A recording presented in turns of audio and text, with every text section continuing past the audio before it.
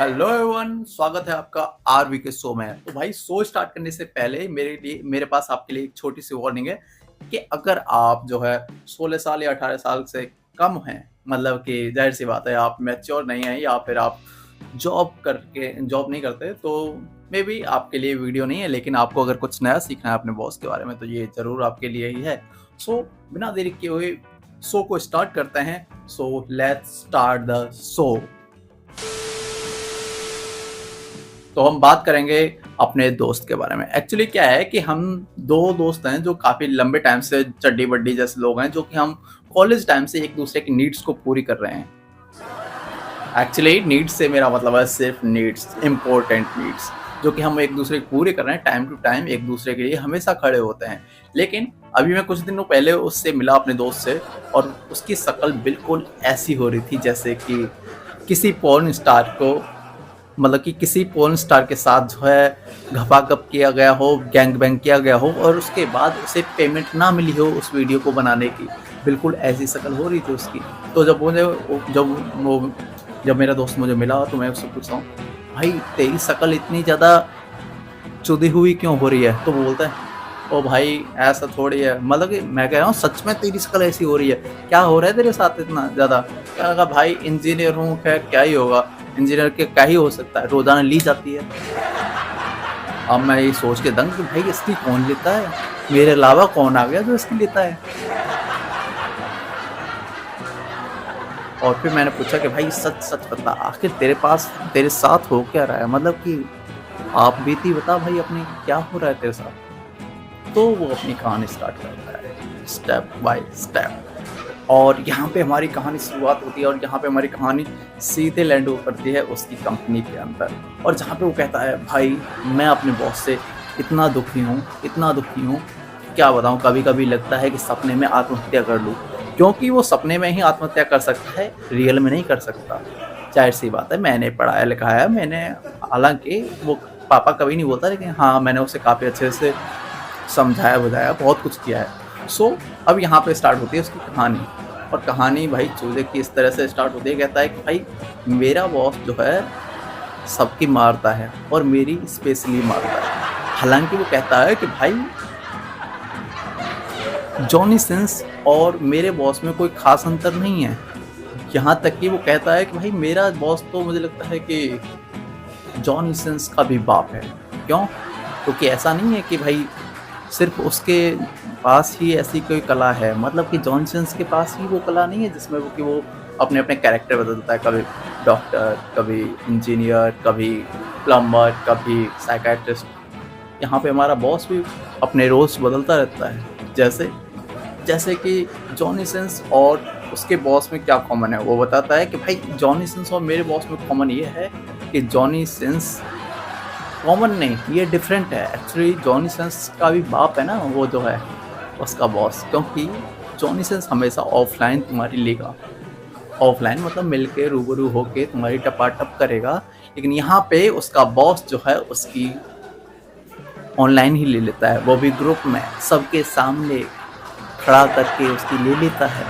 मतलब वो सोचो कि ऐसा बॉस तुम्हें मिल जाए तो क्या करोगे? तुम तो आत्महत्या कर लोगे भाई।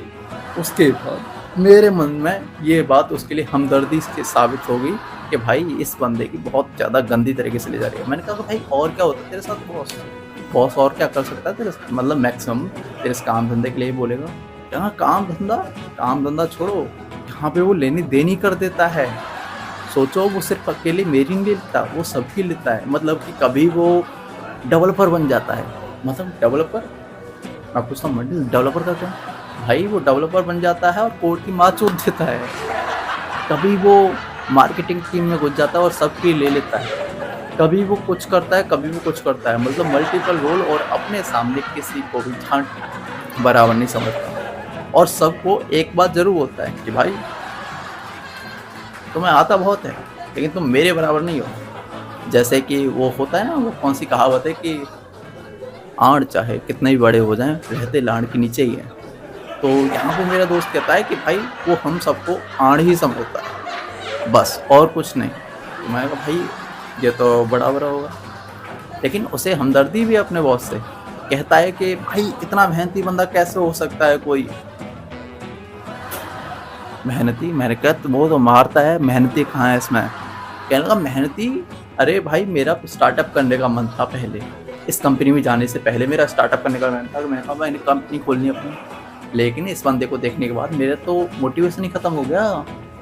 मैं भाई भाई वो कैसे?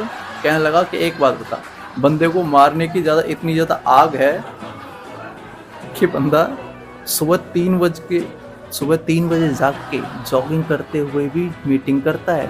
तो उसकी मीटिंग की शुरुआत ऐसी होती है कि मैं बताता हूँ, वो बोलता है कि भाई ऐसे होती है। मान लो वो यूएस रहता है, मान लो क्या रहता ही है कि ठीक है वो यूएस रहता है। अब यूएस में रहता है तो क्या होता है, वो 3 बजे जाग जाता है और 3 बजे जाग के वो कुछ नहीं करता, हंगने भी नहीं जाता। वो 3 बजे जाग के सबसे पहले करता है मीटिंग हमारी लेता है, और वो भी बारी बारी से लेता है, ग्रुप में लेता है।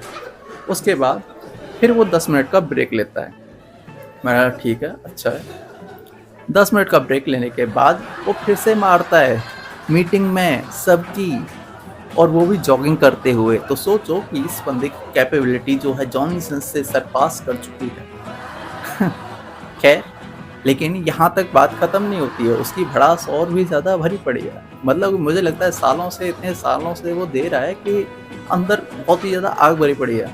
अभी वो कहता है कि क्या होता है कि एक दिन मीटिंग होती है, कि एक दिन मीटिंग होती है और वो मेरी बहुत बेइज्जती करता है। मैं हाँ भाई हो सकता है बेइज्जती होती है, जाहिर सी बात है, कभी कभी मेरा बॉस भी करता है।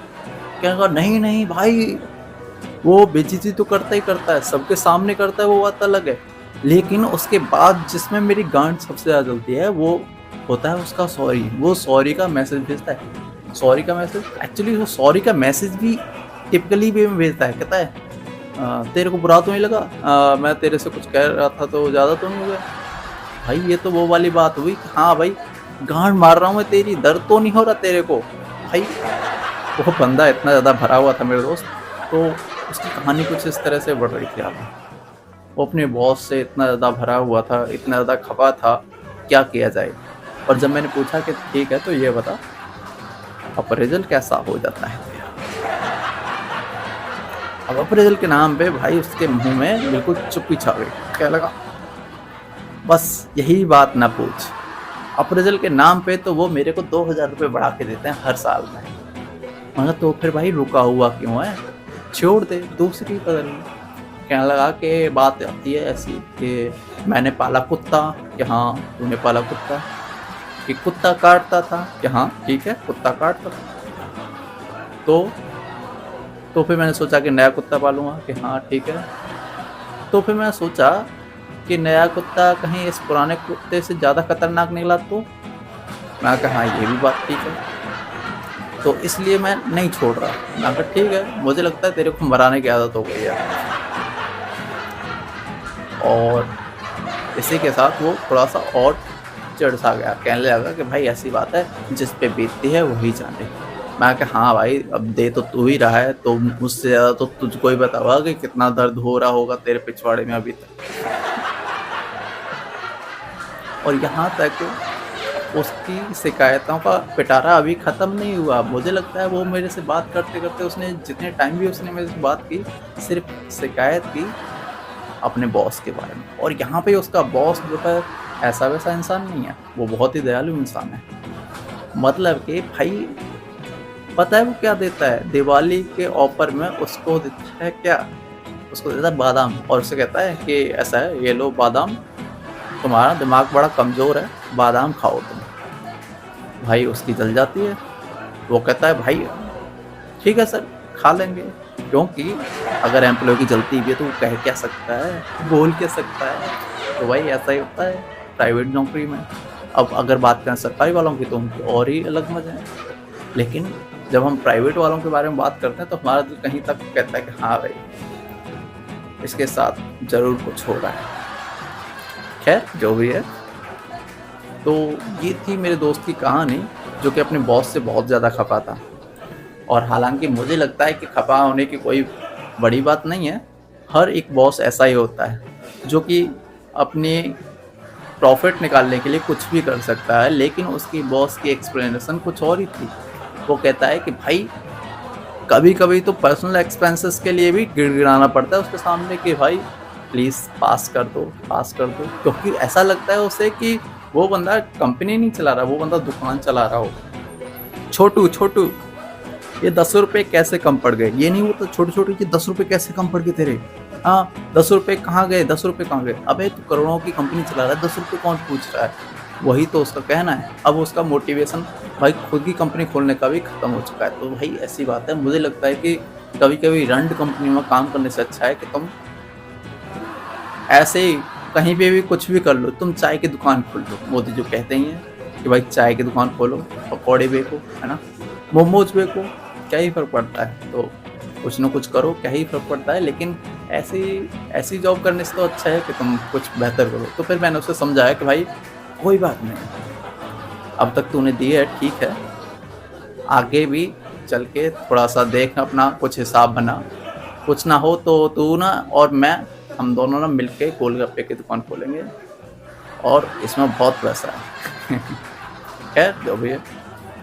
सो आज के लिए इतना ही, मिलते हैं अपने अनदर वीडियो में, अनदर आइडिया के साथ और अनदर थिंकिंग के साथ। तो गालियाँ मैंने कम से कम रखी हैं ताकि आपकी ज़्यादा जले ना, क्योंकि अगर मैं एक और वीडियो बनाऊँगा तो मे बी हो सकता है तुम्हारे कानों से खून निकल जाए। खैर आज के लिए इतना ही, मिलते हैं नेक्स्ट वीडियो में और भूलना नहीं ये आरवी का शो है। बाय।